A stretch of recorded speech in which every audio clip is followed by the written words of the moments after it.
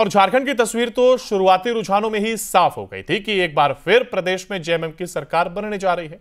24 साल में ऐसा पहली बार होगा जब एक ही पार्टी लगातार दूसरी बार सत्ता में होगी। और क्या आपको पता है कि इस जीत का महानायक कौन है? इस रिपोर्ट में समझेंगे।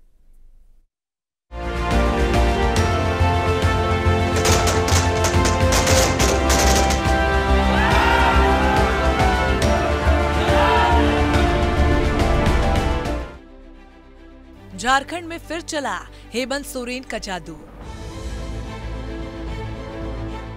जेल से खुला जीत का द्वार। एक मंत्र से पहुंचे बहुमत पार। माई और माटी का मिला साथ। हेमंत के सर झारखंड का ताज। ये लोग बहुत होशियार है। सिर्फ जात धर्म के नाम पर उन्हीं का बड़ा बड़ा नेता कहता है जाति पर नहीं विकास पर वोट होना चाहिए। और ये लोग उनमें ऐसे लोग हैं जो सिर्फ जात धर्म पर वोट। झारखंड विधानसभा चुनावों में जीत के हीरो हैं हेमंत सोरेन। पिछले 24 सालों से चली आ रही झारखंड की उस परंपरा को तोड़ दिया जिसमें कोई भी सरकार लगातार 2 बार सत्ता नहीं बना पाई थी। लेकिन अब हेमंत सोरेन लगातार दूसरी बार प्रदेश की कमान संभालने को तैयार हैं, लिहाजा जश्न तो बनता है।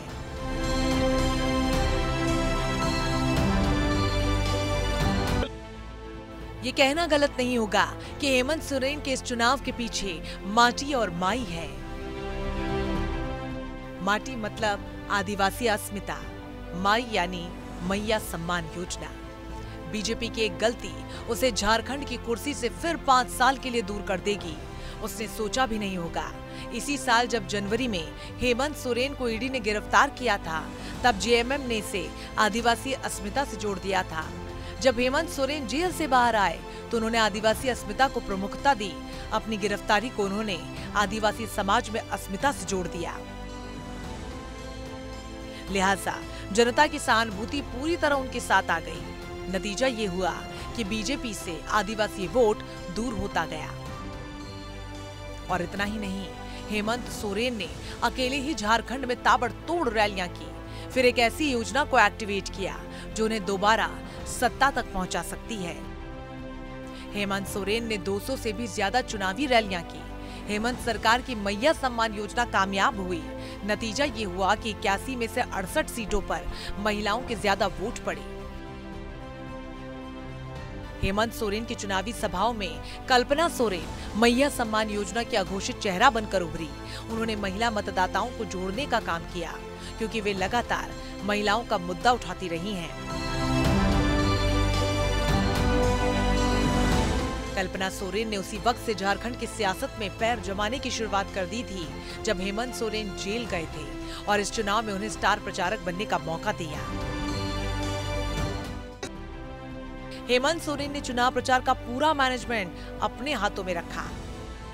जेएमएम का कांग्रेस से गठबंधन के बावजूद उन्होंने दूसरे कांग्रेसी नेताओं को हमेशा पीछे रखा। अगर राहुल गांधी और मल्लिकार्जुन खड़गे को छोड़ दिया जाए तो झारखंड के चुनाव प्रचार में कोई दूसरा कांग्रेसी नेता नजर नहीं आया। उन्होंने पूरा मोर्चा अकेले खुद संभाल रखा। यहां तक कि प्रियंका गांधी ने भी झारखंड में एक भी चुनावी रैली नहीं की। यानी अकेले ही हेमंत सोरेन ने पूरी तरह विपक्ष के खिलाफ मोर्चा संभाल रखा। इसीलिए इस बार जीत के महानायक भी वही बने। Team news nation.